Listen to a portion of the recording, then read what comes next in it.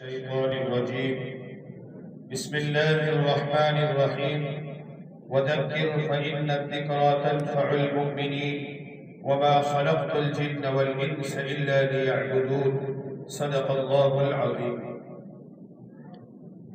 قرآن کریم کی اس آیت میں اللہ تعالیٰ اپنے پیارے حبیب جناب رسول اللہ صلی اللہ علیہ وسلم کو یہ حکم دے رہے ہیں وَذَكِّرْ، اے نبی جی آپ نصیحت کرتے رہیے، وَذَكِّرْ فَإِنَّ الذِّكْرَىٰ تَنفَعُ الْمُؤْمِنِينَ، نصیحت مومنین کو یقیناً فائدہ دیتی ہے۔ بعض مرتبہ مفسرین نے لکھا ہے اس آیت کے پس منظر میں کہ انسان کسی کو نصیحت کرتا ہے، کوئی اچھی بات، کوئی بھلی بات بتاتا ہے اور سامنے والا اس کی بات کو اہمیت نہیں دیتا، اس کی بات پر عمل نہیں کرتا، تو نصیحت کرنے والا مایوس اور نا امید ہو جاتا ہے۔ اللہ کے نبی علیہ السلام دشمنان اسلام کو ایمان کی دعوت دیتے تھے، ان کے سامنے ایک اللہ کی وحدانیت کو، ایک اللہ کی ربوبیت کو بیان کرتے تھے۔ دشمنان اسلام آپ کی بات کی طرف توجہ نہیں دیتے تھے تو آپ پریشان ہو جاتے تھے، آپ کا دل تنگ ہو جاتا تھا۔ اس موقع پر یہ آیت شریفہ نازل ہوئی اور یوں کہا گیا کہ آپ کی ذمہ داری تو صرف اتنی ہے کہ آپ امت کو نصیحت کرتے رہیے، امت تک بھلی بات پہنچاتے رہیے۔ پکڑ پکڑ کر عمل کرانا یہ آپ کی ذمہ داری نہیں ہے۔ آپ نے اپنے پاس جو اچھی بات تھی وہ دوسروں تک پہنچا دی، آپ اپنی ذمہ داری سے سلوک دوش ہو گئے، قیامت میں آپ کی اس پر گرفت نہیں ہوگی۔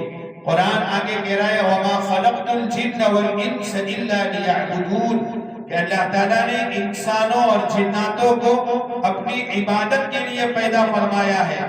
امام رازی رحمت اللہ علیہ جو بہت بڑے مفسر گزرے ہیں، ان سے پوچھا گیا کہ اس آیت شریفہ کے اندر اللہ تعالیٰ جس عبادت کا تذکرہ کر رہے ہیں اس سے کیا مراد ہے؟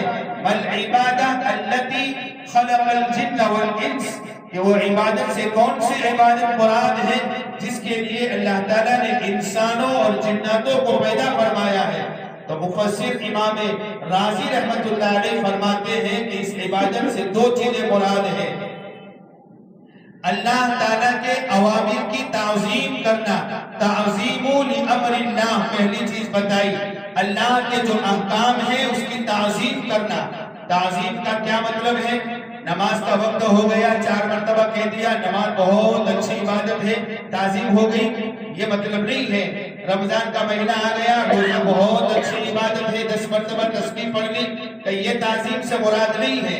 تعظیم کا مطلب یہ ہے جس وقت میری اور آپ کی زندگی میں اللہ کا جو حکم سامنے آ جائے اس کو اللہ کی مرضی، اس کے منشے کے مطابق کرنے کی کوشش کرنا۔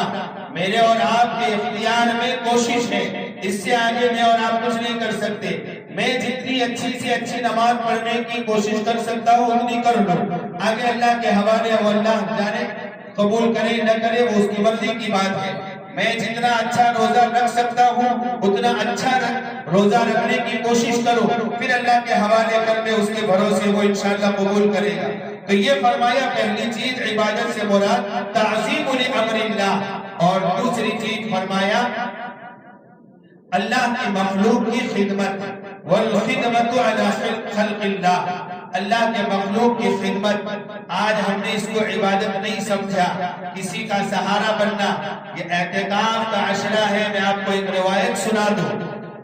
ایک دن کے اعتکاف کی فضیلت بیان فرمائی کہ اللہ تعالیٰ بندہ ایک دن اعتکاف کرتا ہے اللہ کی رضا کے لیے تو بندے اور جہنم کے درمیان 3 خندقیں اللہ تعالیٰ آڑ فرما دیتے ہیں۔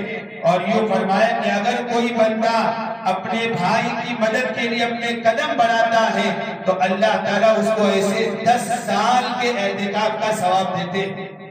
جب ایک دن کے ثواب کا یہ عالم ہے تو 10 سال کا ثواب کیا ہوگا؟ لیکن آج کیا معاملہ ہے؟ دنیا کا ہر فرد ٹانگ کھینچنے کے چکر میں ہے، کسی کو سہارا دینا ہم نے اس کو ثواب سمجھا ہی نہیں۔ جب مر جاتا ہے تو پھر کندھا دینے کو ثواب اور عبادت سمجھا جاتا ہے۔ جب وہ زندہ تھا اس وقت اس کو سہارے کی ضرورت ضرورت تھی، آج سہارے کی ضرورت نہیں ہے، آج تو کوئی بھی محلے کے 4 لوگ اس کو پہنچا دیں گے، اور آپ اگر نہیں پہنچیں گے تو غیر لوگ بھی اس کو قبرستان تک پہنچا دیں گے۔ ضرورت ہر انسان کو اس کی زندگی میں ہے کہ اسے سہارا دیا جائے، اس لیے لوگوں کی ٹانگیں نہ کھینچیں، بلکہ جہاں اپنے کسی بھائی کو مدد کی ضرورت ہو، جہاں تک ہو سکے اپنے ہاتھ کو مدد کے لیے آگے بڑھائیں، جس طریقے سے ہو سکے۔ اللہ اس کا دنیا آخرت میں بہترین بدلہ عطا فرمائیں گے۔